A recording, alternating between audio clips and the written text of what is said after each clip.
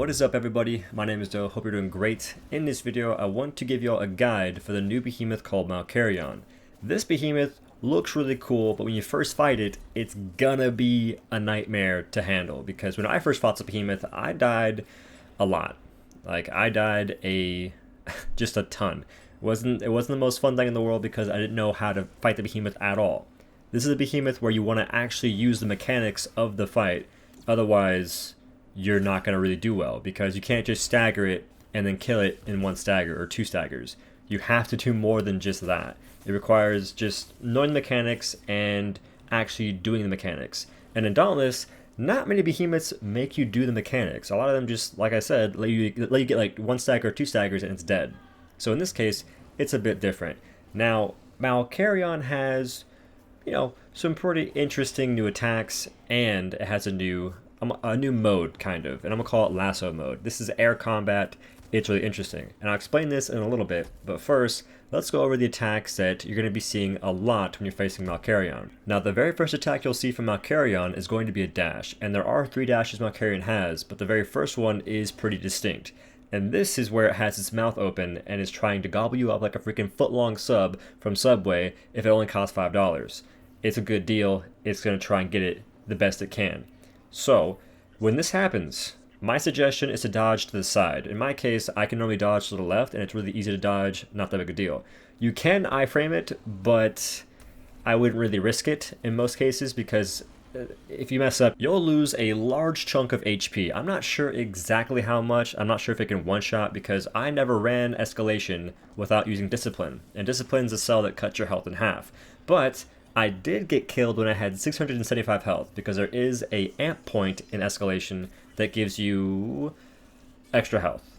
I'm not sure exactly how much, but it gives you a lot of extra health, and I got killed with that extra health. So, wasn't the best of times. And this gobble up action can be interrupted by your teammates if they hit it. I'm not sure how they would hit it. I think like Orb Attack can interrupt it. But anyway, if you're playing solo, you're just going to die if you get gobbled up, so don't get gobbled, okay? It's not exactly a good time. And now the next attack would be the other dash, but instead of talking about that, I will discuss the interrupt dash. And I keep saying dash, I apologize. I'm not sure what else to call these things. The interrupt dash is one where it looks kind of like the gobble up dash, but it's a bit slower to cast. And it bows its head, and then after bowing its head, it has like a yellow orb in its body. Then it lifts its 2 wings, and after that, it's going to dash towards you very, very fast. Now, interrupting this, it's going to be really hard to do. I haven't done it with sword. It's possible, though. If you use the Avenging Overdrive, it's really easy. But distance is important here. I noticed that when you're really far away from the behemoth, like other behemoths, it doesn't let you interrupt it even though you land it and it gives you the sound. It won't actually interrupt. So you want to be at a mid-range or really close to it, depending on what weapon you're using. The easy weapons that interrupt this boss during this attack are going to be Chain Blades, Sword with Avenging Overdrive, Hammer's pretty good too. And aside from that, I'm not really sure what else would be easy to use to interrupt. Orb Attack would be kind of easy depending on how close you are.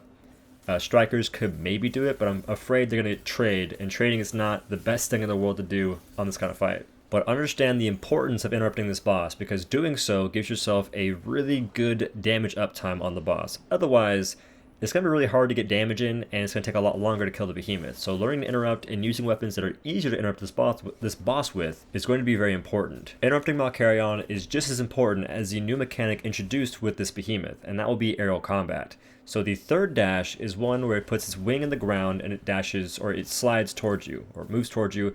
Whatever kind of movement it's doing, it goes in a direction near you. And after doing that, it creates these Aether Vents in the ground. I think it creates around 5 or 6. And they're like a green color, or emerald, or whatever you want to call it. But these are basically Aether Vents. You can walk into them, jump into them, and after doing so, it'll launch you in the air. Once you're in the air, look towards Malkarion, and you'll be able to press a button. On PC, it's a left click. On console, I'm assuming it'll be like square or something. Probably square if you're on PS4, on Xbox X, one of those. one of those buttons. But you'll press the button of whatever freaking console you play on, and after doing that, you'll lasso to the Behemoth unless it has an X over the button you would press. If that happens, it just means that Malkarion is doing a certain move that will not let you lasso to it. So learning the moves is really important here, so you can manipulate it and be on top of Malkarion for a lot longer. Because lasso mode, it might not seem like you're doing a lot of damage, but it is very, very nice, and it keeps you pretty safe once you learn how to use it properly. And during this mode, you can use either the light attack, or you can use the primary attack or the secondary attack. So left or right click on PC, square or triangle on PS4, and X and Y on Xbox. And the main differences between these attacks are that the primary attack is much faster and hits lighter, whereas the secondary attack is slower and hits harder. And I'm not sure if they use different amounts of stamina to cast, but they might. It's really hard to tell, and in some ways it does matter, because if you run out of stamina, you'll get knocked off the Behemoth. So knowing what you can do or can't do during this mode is really important. And also keep in mind that when you jump off the Behemoth during lasso mode, your stamina doesn't tick down, and you can actually regen some stamina if you're in the air long enough. So this can make things like conditioning somewhat useful in this sort of situation, and it also makes things like stamina pot or stamina tonics very helpful, because this reduces your stamina costs and it increases your stamina regen. Now the most helpful item during this mode will be something called Skullforge, and this is an exotic, and when you do damage you create a stamina shield, so the more damage you do, the easier it is to make the stamina shield and the easier it is to maintain. And that should pretty much explain the aerial combat to the best of my abilities for right now. And moving on, there are still a lot more abilities to discuss, and the ones I want to cover really quickly are going to be the body attacks, as in the spin moves and maybe even the enrages. Those aren't that complicated. They just, you just gotta look out for it once, and after that, just learn when to dodge. Those are like the best I can really do for those, because they're just, basic attacks. But for these spin attacks, in most cases, it'll do one spin and then wait a little bit and do a second spin. During Enrage, it'll do this much quicker. Like the time between the first and second spin are going to be much, much shorter. So that's really something you need to keep in mind. And the spin attacks have I think the active frames are going to be the tail, the wing, and the head. Now the wing and the tail are the two important body parts to keep an eye on, because these are active for a very long time during its attack. They do like a full 360. So during that 360, keep an eye on the wings and the tail to know when to dodge, because that's going to be a really good indicator. And after that, be ready to dodge again, or just get away from Malkarion, because it's going to do another spin. And to be completely honest and transparent, there are a lot of attacks in this fight that I'm not really sure what triggers them, and I'm not even sure how often I see them. But there is one that I didn't see very often, but it does happen, and this is a ground slam. This is where Malkarion, if you're underneath it, will do like a wiggle in the air and then slam the ground. It's very quick, but just look at the feet and dodge right before they hit the ground, you'll be fine. And the last move I want to discuss before moving on to the Enrage and Aether mode descriptions is going to be the Orb Attacks. So for this, Malkarion has 3 different lightning orb attacks. The first one is pretty standard. It just goes in the air. It's got like these yellow orbs highlighting on its body, and it's got both wings open for a long time. And then it shoots a very small orb at you. This is sent in a specific location. It doesn't track you, and once it reaches that location, it explodes, and the radius is much bigger than what the orb is displaying. So you want to try and iframe this if it's close to you. If it's not, you can just ignore it. And the second orb attack is one where it shoots 3 of these orbs. And this is a lot harder to attack, and in this case, it's going to be really difficult to not have to dodge at all, because they're going in a very scattered pattern, so you can't really tell where they're going exactly, so it's better to just dodge and not risk it. And the last orb attack is one where it shoots a tracking orb at you. And I'm not sure if it can shoot 3 of these or not, but anyway, it tracks you, and it's a very, very, very, very big explosion, because this orb is also pretty grande. It's pretty big. It's a pretty big thing. So my advice for this is to just try and iframe it. Just dodge forehead. And the dodge happens around the point where it hits the ground, or a little bit after that. And that's really all I can say, because I haven't really dodged that much myself, and I've only really dodged the small orbs. Now, moving towards the last topics of this behemoth, and the last things I can really describe are going to be the Enrage and the Aether mode.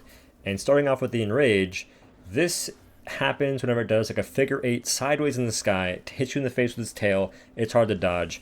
And after that, it'll Enrage, doing a big Enrage aura like most behemoths do, and Bob Jaunty, it's Enraged. And during the Enrage, some of the attacks are a bit faster, and the intervals between its attacks are also faster. And when it de-enrages, I think it mostly slams the ground and then de-enrages. I did have it one time where I lassoed the Behemoth and it just de-enraged after doing that, so I'm not sure if lasso mode changes it. It probably does. Anyway, moving on to the Aether Charge mode, the start of this mode is seen whenever Malkarion is hugging the ground kind of, and it's just creating this crazy aura around its body, and this finishes with a giant explosion that is much bigger than it seems.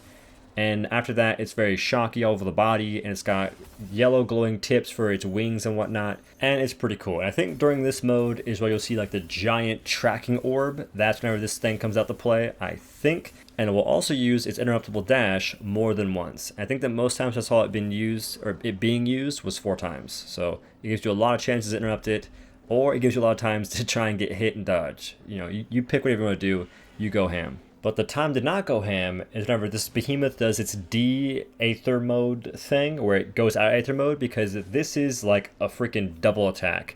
This is where Malkarion will be on the ground, have its hands on the ground, but its head towards the sky, and it'll be charging an attack. And the attack is like a mix between going Super Saiyan and channeling some ninjutsu from Naruto. I think it's like a no iframe jutsu, because you can't freaking dodge it. And that's all you have to remember to kill Malkarion. But wait, there's one thing I forgot to mention, and that is that Malkarion is at the end of escalation, and that means you have to kill 6 behemoths before fighting Malkarion, and that's only if your threat level stays kind of low. If you're getting bodied the whole time, you won't actually fight Malkarion, and instead you'll fight something else. But in my experience, it didn't really matter too much, because I always fought Malkarion if I actually made it to the end. And it is actually kind of hard to fight this Behemoth. And I'll be giving y'all some videos on how to do escalation with whether you're a veteran or a new player. I'll be making different videos for both. And I'll also make a video just explaining Malkarion's new gear, which wasn't in this video because it's already getting kind of long, and I don't want to have it any longer.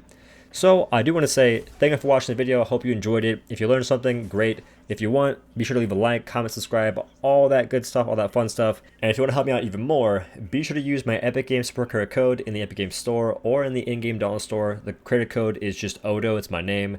Using that supports myself a great deal, and I appreciate that very much.